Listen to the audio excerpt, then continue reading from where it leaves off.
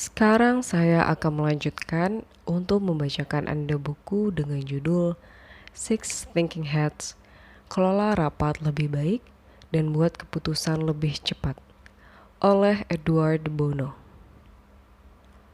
Bab 29. Topi Hijau. Pemikiran kreatif. Gagasan baru, konsep baru, dan persepsi baru. Penciptaan gagasan baru yang disengaja. Alternatif dan lebih banyak alternatif. Perubahan. Pendekatan baru terhadap masalah. Topi berpikir hijau berhubungan dengan gagasan-gagasan baru dan cara-cara baru dalam memandang segala sesuatu. Pemikiran topi hijau berhubungan dengan keluar dari gagasan lama untuk menemukan gagasan yang lebih baik. Pemikiran topi hijau berhubungan dengan perubahan. Pemikiran topi hijau adalah suatu upaya yang terfokus dan disengaja dengan pengaturan ini. Contoh, mari kita cari beberapa gagasan baru mengenai hal ini. Pakailah topi-topi berpikir hijau Anda. Kita mengalami kemandekan. Kita terus-menerus memeriksa gagasan-gagasan lama yang sama. Kita benar-benar membutuhkan pendekatan baru. Sudah tiba waktunya untuk sedikit pemikiran topi hijau yang disengaja. Mari kita lakukan. Anda telah memaparkan pendekatan tradisional terhadap masalah ini. Kita akan kembali ke sana. Tapi pertama-tama mari kita sediakan waktu 10 menit untuk melakukan pemikiran topi hijau guna melihat apakah kita bisa mencari pendekatan baru. Ini memerlukan solusi topi hijau. Kita butuh kreativitas karena tidak ada hal lain yang berhasil. Kita butuh kreativitas karena kita merasa segala sesuatu bisa dikerjakan dengan cara yang lebih sederhana atau lebih baik. Dorongan untuk melakukan segala sesuatu dengan cara yang lebih baik haruslah menjadi dasar seluruh pemikiran kita. Namun, ada kalanya kita perlu menggunakan kreativitas dengan cara terfokus dan disengaja. Alat topi hijau memungkinkan kita beralih ke peran kreatif, seperti halnya topi merah memungkinkan kita untuk beralih ke peran perasaan, dan topi hitam ke peran kehati-hatian. Sebenarnya mungkin ada kebutuhan yang lebih besar untuk pemakaian topi hijau dibanding topi-topi berpikir lainnya.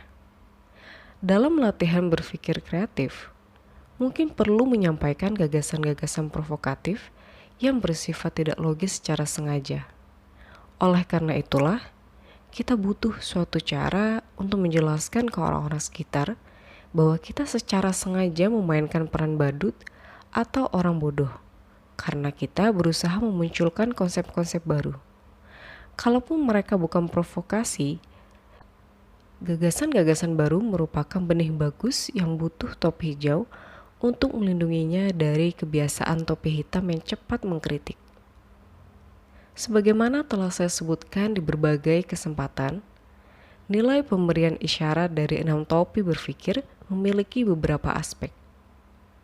Anda bisa meminta seseorang memakai topi tertentu dan lalu mencoba berpikir dengan cara itu. Anda bisa menyatakan bahwa jenis pemikiran tertentu kelihatannya menguntungkan. Anda bisa mengisyaratkan pada yang lain bahwa Anda sedang berusaha berpikir dengan cara tertentu. Dan karenanya, mereka harus membahas kontribusi Anda dengan cara yang tepat. Salah satu aspek terpenting adalah Anda juga bisa mengisyaratkan pada diri Anda sendiri. Ini khususnya penting pada saat memakai topi hijau. Anda dengan sengaja memakai topi hijau, dan ini berarti Anda meluangkan waktu untuk melakukan proses berpikir kreatif yang disengaja. Ini sangat berbeda dari sekedar menunggu munculnya gagasan. Anda bisa jadi sama sekali tidak punya gagasan-gagasan baru saat mengenakan topi hijau, tapi upayanya telah dilakukan. Seiring Anda menjadi lebih baik dalam berpikir kreatif yang disengaja, Anda akan mendapati bahwa panen gagasan bertambah. Dengan begini, Topi hijau menjadikan pemikiran kreatif sebagai bagian formal dari proses berpikir dan bukannya sekedar kemewahan.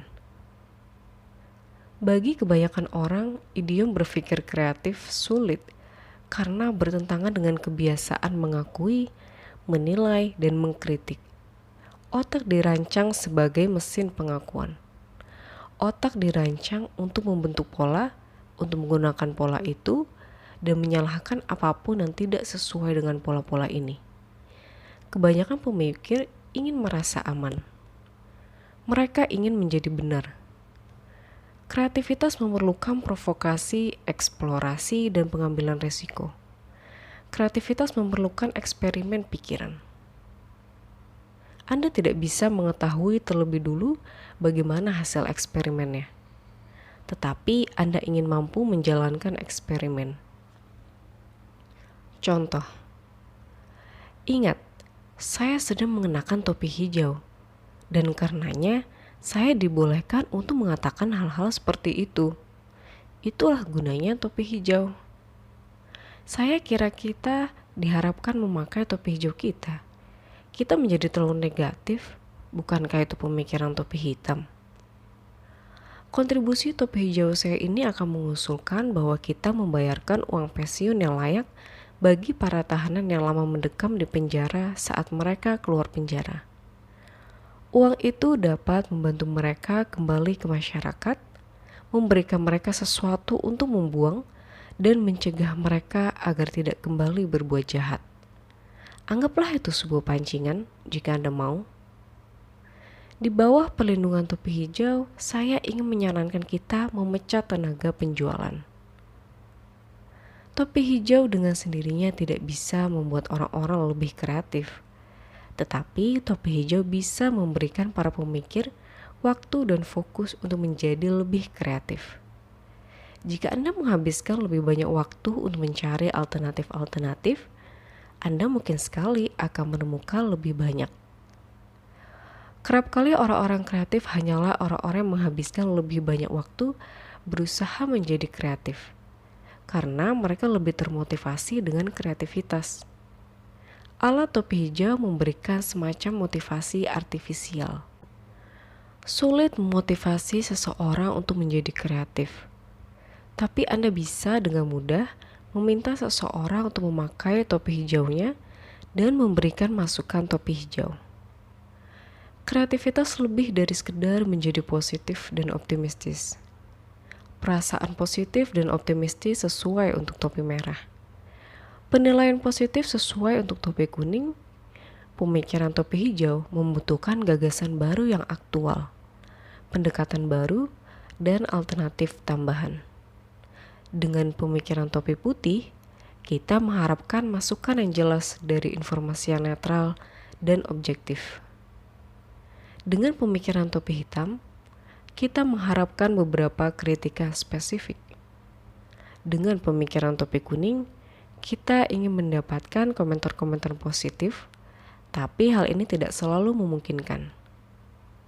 Dengan pemikiran topi merah, kita berharap mendapat laporan tentang perasaan-perasaan yang terlibat sekalipun sifatnya netral. Tetapi dengan pemikiran topi hijau, kita tidak bisa meminta masukan. Kita bisa meminta upaya. Kita bisa meminta agar waktu disediakan untuk menghasilkan gagasan-gagasan baru. Meskipun begitu, pemikir bisa memikirkan sesuatu yang tidak baru. Yang penting adalah waktu telah dihabiskan untuk melakukan upaya tersebut. Anda tidak bisa memerintahkan diri Anda sendiri atau orang lain untuk mempunyai gagasan baru. Tapi Anda bisa memerintahkan diri Anda sendiri atau orang lain untuk menghabiskan waktu berusaha memiliki gagasan baru. Topi hijau memberikan cara formal untuk melakukan hal ini. Selesai sudah bab 29 saya bacakan. Terima kasih sudah mendengarkan. Sampai jumpa di bab selanjutnya.